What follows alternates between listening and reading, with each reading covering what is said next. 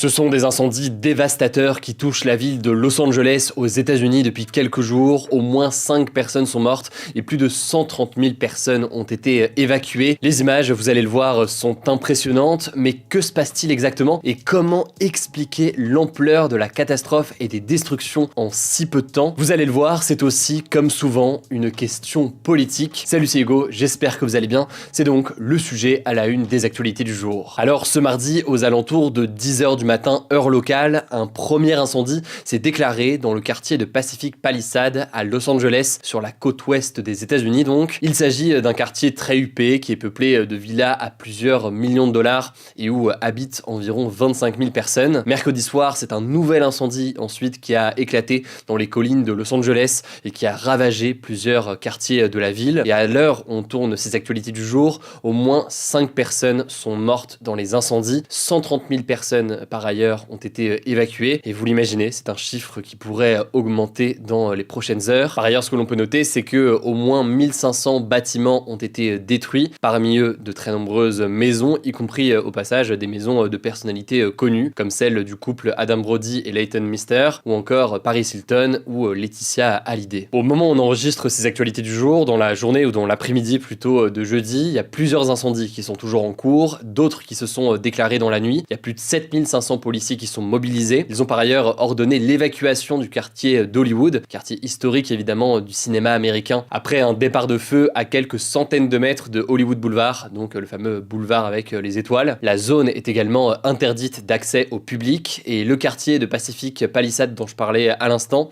où le premier feu s'est déclaré, a été pratiquement rasé par les flammes, selon plusieurs témoins sur place et selon les images aussi qui nous parviennent depuis quelques heures. Mais alors, comment expliquer l'ampleur de la catastrophe et pourquoi est-ce aussi une question politique? Déjà, il faut savoir que la Californie, elle est régulièrement visée par d'immenses feux, par exemple des feux de forêt. Mais aujourd'hui, en fait, il y a plusieurs éléments qui permettent d'expliquer une telle violence de ces incendies cette année. Bon, déjà, les feux, ils sont alimentés par des très fortes rafales de vent qui touchent la ville. Cette semaine, ils ont atteint une intensité qui est quasi jamais enregistrée depuis 2011, avec des vents qui allaient jusqu'à 160 km/h ce mercredi. Je ne vous fais pas un dessin, vous l'aurez compris, c'est des vents violents qui vont propager beaucoup plus rapidement les flammes. Et par ailleurs, selon les prévisions météorologiques, l'alerte rouge au vent violent est maintenue jusqu'à vendredi au minimum.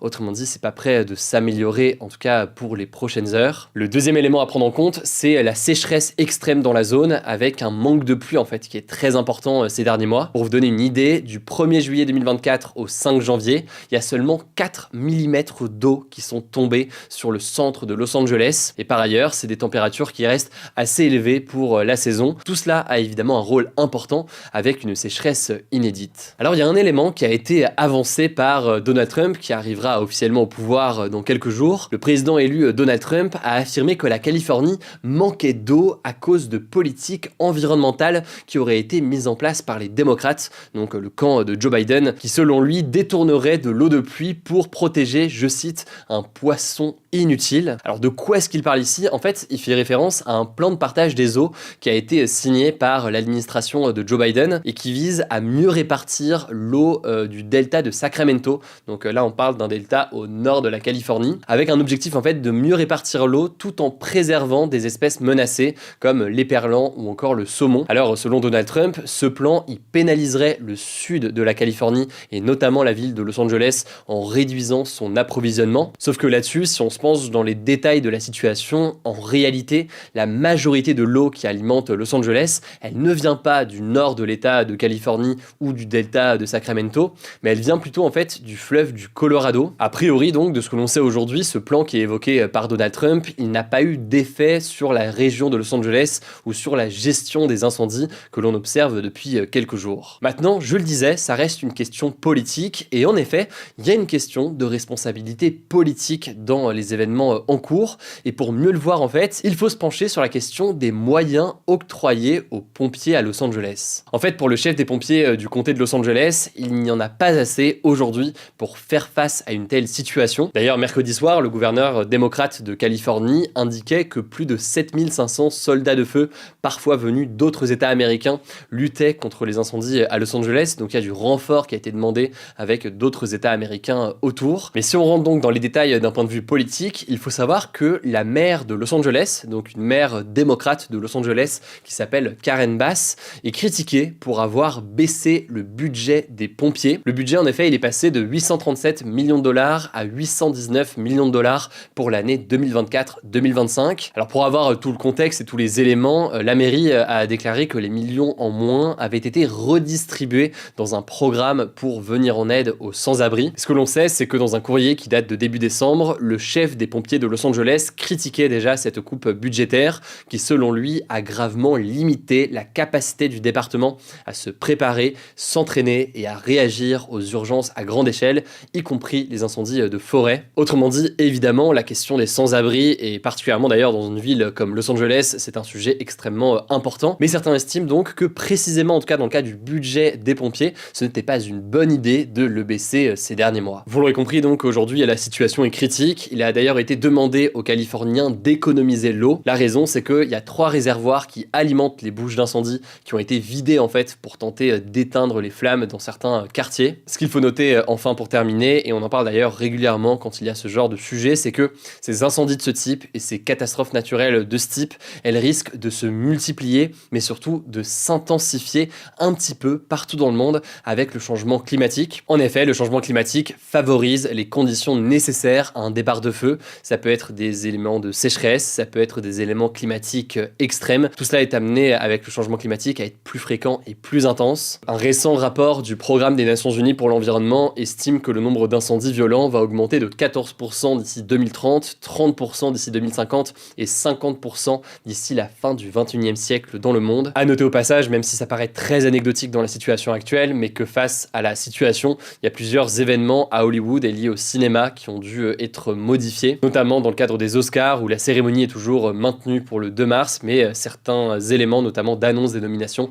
ont été repoussés. Voilà, c'est vraiment un détail, mais ça intéresse peut-être certains d'entre vous. On continuera en tout cas à suivre évidemment la situation dans les prochains jours, y compris sur notre compte Instagram. On a partagé sur les 48 dernières heures la situation. Je vous laisse avec Blanche pour les actualités en bref. Merci Hugo et bonjour à tous. On commence avec cette actu. Au Liban, le chef de l'armée, Joseph Aoun, a été élu président au second tour par le Parlement local. En fait, ça faisait plus de 2 ans que le Liban n'avait pas de président suite à la fin du mandat du président sortant, Michel Aoun. À noter au passage que les 2 hommes ont le même nom de famille mais n'ont pas de lien de parenté. L'élection d'un nouveau président a longtemps été bloquée par des désaccords entre les partis locaux. Des détracteurs du parti islamiste Hezbollah, qui au passage n'est pas qu'un groupe armé mais aussi un parti politique, affirment que le Hezbollah a tenté de bloquer l'élection en imposant son propre candidat qui a fini par se désister donc en faveur de Joseph Aoun. Au Liban, l'élection présidentielle se fait au suffrage indirect, c'est-à-dire que les habitants votent pour des députés qui vont eux-mêmes voter pour un candidat. Joseph Aoun a remporté l'élection avec 99 voix sur 128 députés au second tour. Il bénéficiait du soutien de plusieurs pays étrangers comme les États-Unis, en particulier grâce à son rôle dans la mise en place du cessez-le-feu entre le Hezbollah et Israël. Malgré tout, pour lui permettre d'accéder au pouvoir, le Liban va devoir modifier sa constitution, donc sa norme suprême. Celle-ci interdit l'élection de hauts fonctionnaires en poste ou ayant été en poste il y a moins de 2 ans, ce qui est donc son cas. Deuxième actu, une journée d'hommage a eu lieu ce jeudi pour les victimes de l'attentat antisémite de l'Hyper Cacher à Vincennes, qui a eu lieu il y a 10 ans, jour pour jour, le 9 janvier 2015. Une prise d'otage avait eu lieu durant plus de 4 heures dans ce supermarché Cacher, donc qui vend des produits à destination des personnes de confession juive. L'auteur de l'attentat, Hamedi Koulibaly, avait finalement tué 4 personnes et a lui-même été tué lors de l'assaut des policiers qui a mis fin à la prise d'otage. Une cérémonie a été organisée par le CRIF, le Conseil représentatif des institutions juives de France, devant le supermarché. Des bougies ont été allumées en mémoire des victimes de l'attentat, mais aussi des victimes de l'antisémitisme et du terrorisme depuis le début des années 2000, ou encore des victimes de l'attaque du 7 octobre 2023 en Israël et des otages du Hamas. Plusieurs personnalités politiques s'y sont rendues, comme la maire de Paris, Anne Hidalgo, la présidente de la région Île-de-France, Valérie Pécresse, et les ministres Bruno Retailleau et Manuel Valls.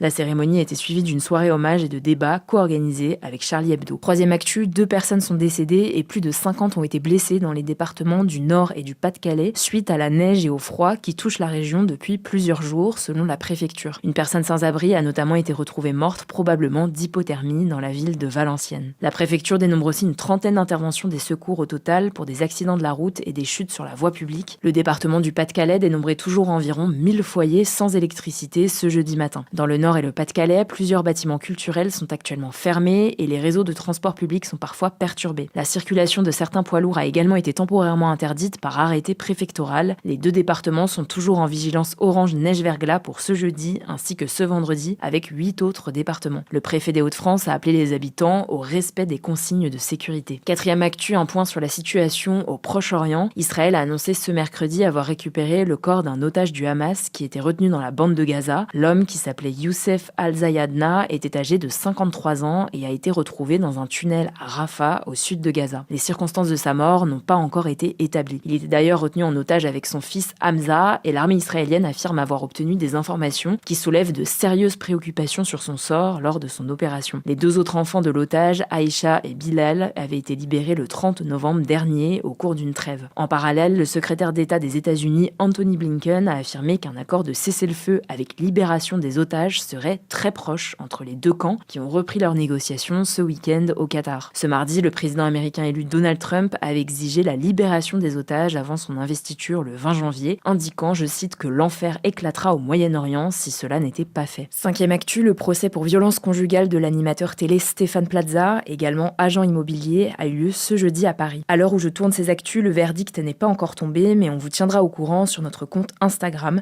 Le nom du compte, c'est Hugo Décrypte. Il aurait dû être jugé en août, mais ne s'était pas présenté à l'audience pour des raisons de santé mentale, selon sa défense. Le procès avait alors été renvoyé. En fin de semaine, une expertise psychiatrique du tribunal avait jugé l'animateur apte à comparaître ce jeudi. Stéphane Plaza est accusé par 2 anciennes compagnes de violences conjugales physiques et psychologiques, comme des coups, des menaces ou des insultes. L'une d'entre elles l'accuse par exemple de lui avoir cassé un doigt lors d'une dispute. La deuxième femme l'accuse, elle, de l'avoir mordu et menacé de mort. Il faut savoir que plusieurs autres femmes ont dénoncé des comportements violents de l'animateur, mais elles n'ont pas porté plainte et ne faisaient donc pas partie du procès. L'animateur, de son côté, a toujours nié ces accusations. En décembre 2023, il disait avoir la conscience tranquille. Il risquait jusqu'à 10 ans de prison et 150 000 € d'amende. 6e actu, le Vatican, donc le siège de l'église catholique et le lieu de résidence du pape, a nommé cette semaine pour la première fois de son histoire une femme à un poste de ministre. Il s'agit plus précisément de la sœur Simona Brambilla, qui va diriger un ministère chargé des ordres et des congrégations religieuses, donc des regroupements de fidèles et de prêtres. Jusqu'ici, ce poste était quasiment uniquement réservé aux cardinaux, des hauts membres de l'église chargés d'assister le pape, et n'avait jamais été occupé par une femme. Depuis l'arrivée du pape François en 2013, la présence de femmes à haut poste au Saint-Siège et au Vatican est passée de 19,2% à 23,4% selon Vatican News, le média officiel du Vatican. Et d'ailleurs, récemment, en octobre 2024, le compte-rendu du synode, une assemblée sur l'avenir de l'Église, indiquait qu'il n'y avait aucune raison ni aucun obstacle qui puisse empêcher les femmes d'exercer des rôles de direction dans l'Église. Cependant, des experts du Vatican estiment que cette nomination pourrait être plus symbolique qu'autre chose, puisque le cardinal Ángel Fernández Artimé a été nommé adjoint aux côtés de Simona Brambilla, sans que son rôle ne soit réellement précisé pour le moment. Et enfin, dernière actu, un nouveau pictogramme, l'indice de durabilité, va faire son apparition à partir de ce mercredi sur les emballages d'appareils électroniques. Le but de cet indice, c'est de montrer, comme son nom l'indique, si un appareil électronique est durable dans le temps. L'idée, c'est de permettre aux consommateurs d'acheter plus malin, mais aussi plus écologique, pour limiter l'obsolescence programmée ou la surconsommation de produits de mauvaise qualité qui polluent. Cet indice va remplacer l'indice de réparabilité qui a été mis en place en 2021 et qui indiquait si l'appareil était facilement réparable avec l'accès aux pièces détachées par exemple. Alors ce nouvel indice, il prendra toujours en compte cette réparabilité, mais s'intéressera aussi à la fiabilité, à la résistance à l'usure ou encore à la présence d'une garantie prolongée. Cet indice est apparu ce mercredi sur les téléviseurs, puis en avril sur les lave-linges. D'autres appareils seront par la suite concernés, mais pas les smartphones, alors qu'ils étaient sujets à l'indice de réparabilité. Cette absence est d'ailleurs critiquée par plusieurs associations que l'Union européenne justifie par un conflit avec un nouvel indicateur spécifique aux smartphones qui sera mis en place en juin. Merci beaucoup Blanche pour ce point sur le reste de l'actualité. Pour tous les nouveaux, je pense que vous le savez, mais ce format il est aussi disponible en version podcast. Vous tapez Hugo Décrypte sur n'importe quelle application de podcast ou de streaming de musique et vous allez pouvoir suivre tout ça. N'hésitez pas, si vous avez des questions ou autres, prenez soin de vous, prenez soin de nos proches et puis on se dit à demain pour une nouvelle vidéo.